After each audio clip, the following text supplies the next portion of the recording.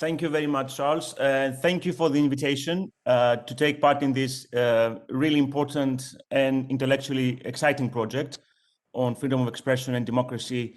And I'm really happy to be part of this, and I want to thank you again for the invitation. There was a slight echo and delay in your sound as I was receiving it, Charles. I hope there's nothing similar with mine. Hopefully you can hear me loud and clear. Great. Now, I want to, I know you had speakers here before, distinguished speakers speaking about the European Court of Human Rights case law. The former judge of the European Court, Françoise Talkens, is of course leading expert on this. And I know you had my colleague Eric Barren talking about the English case law.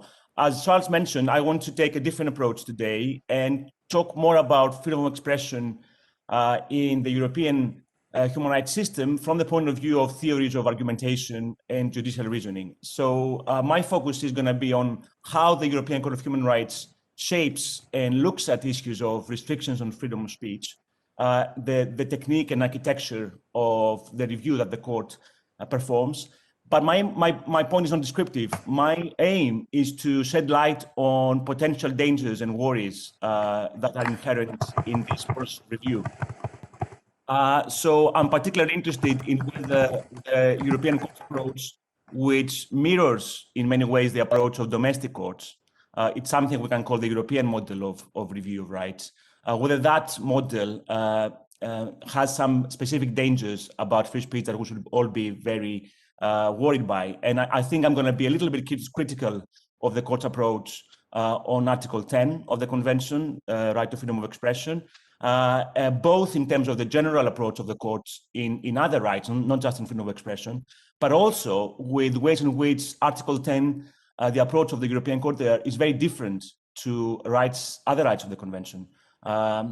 So that's my general focus. I know this is a preliminary project presentation. The hosts have invited me to reflect on what I'm going to write eventually for the book. So please take my comment today with that warning that they are preliminary.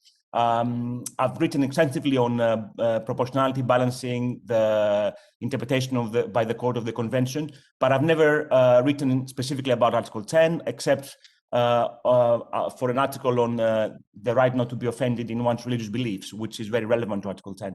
But I want to expand my approach here and have some general overview of Article 10 and how the European Court of Human Rights approaches that.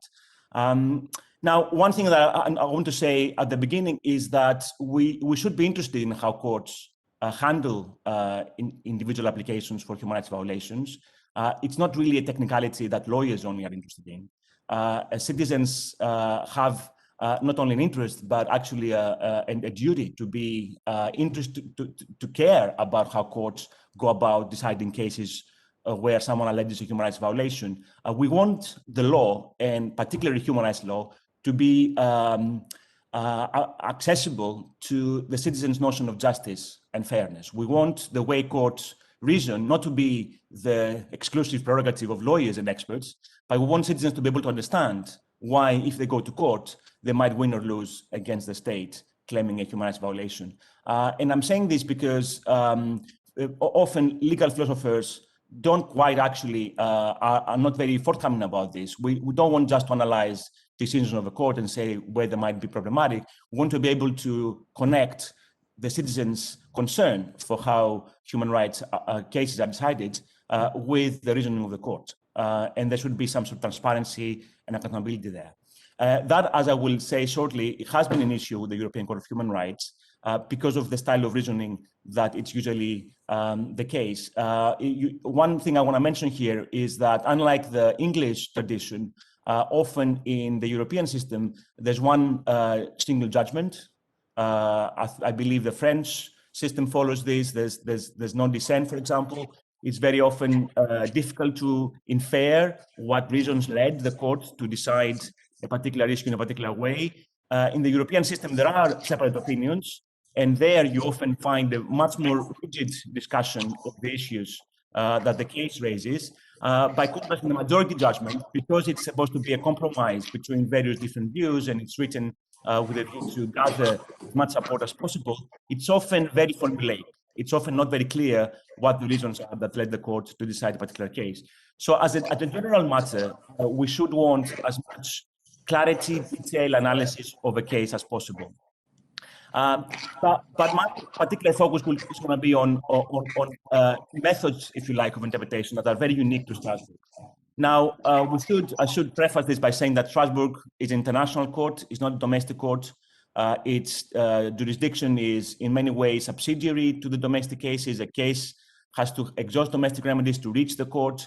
Usually domestic authorities have had the chance to interpret and decide on the case before it goes to Strasbourg. So therefore, there are factors in the court's review, given its international role, that may affect the quality of reasoning and the architecture in which it goes about. This is particularly the case with the margin of appreciation. So there's a wealth of literature on this doctrine, and many or most people link the idea of the margin of appreciation that I will explain shortly to the fact that the court is an international court and therefore at one step removed from a domestic constitutional structure.